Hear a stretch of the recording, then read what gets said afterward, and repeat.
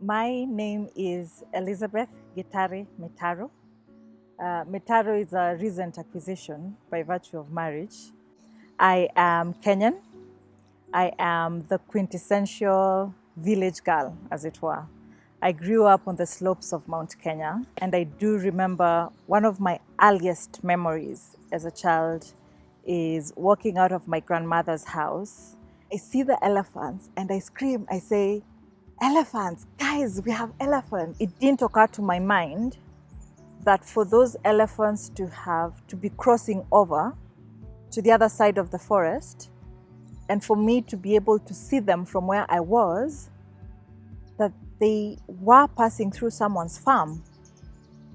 And it's only, 20 plus years later when I connected the dots and realized, oh, human wildlife conflict or coexistence. And I realized actually I can merge my love for environment and my love for law to create something, or to create a skill set and to create a service that would help us as human beings and as a country to essentially live in coexistence with nature.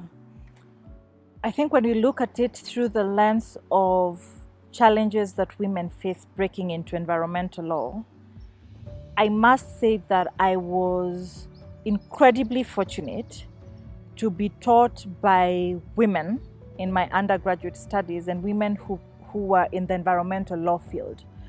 So I did get an exposure to environmental law, but an exposure through the female experience, right? All people in the field in terms of environmental law, not even environmental law, conservation and land law, and how those two things interact and affect societies were men. So that was a bit difficult, and it really helped me earn my stripes in the sense of get good at what I do and create meaningful impact, going forward. Yeah.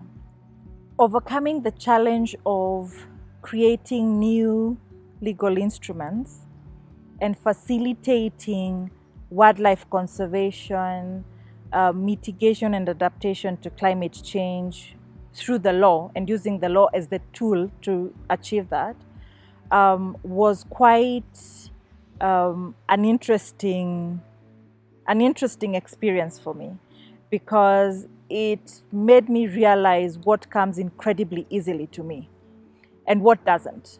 So I am able to create and be creative about legal solutions to conservation issues, to climate change issues, and to use law as a creative tool to support a sustainable society.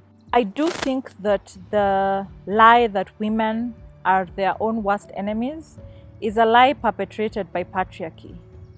It's a divide and conquer thing, because from personal experience, all the opportunities I've had, all the rooms I have gone into, a woman has held the door open for me. It's our moral duty to open the door for other women. One of the things that I have been very intentional about doing when I sit at these tables, when I am part of negotiations for climate mitigation, climate adaptation strategies, boardrooms where conservation is being discussed, is to always insist on having the female perspective. I always insist on having that perspective and bringing that on board, and always ensuring that for all the projects that I'm a part of in terms of designing or implementing, that voice is not forgotten. So the three things I would advise women to do to break the bias in the workplace, in their societies, in their families, bias against women, and especially in respect to conservation, is number one, stop asking for permission. Number two, that is very closely linked to asking for permission, is walk into rooms boldly, knowing and 100% convinced that it's your right to be in that room. And the last thing, which I think is incredibly important, is to use the attributes that you have in terms of your personality to your advantage. There is absolutely no reason to tone down your femininity. You don't have to wear pantsuits to be taken seriously as a leader. You don't have to shave your head to be taken seriously as a leader. You can lead in 6-inch heels and red lipstick. My name is Elizabeth Gitari. Let's break the bias.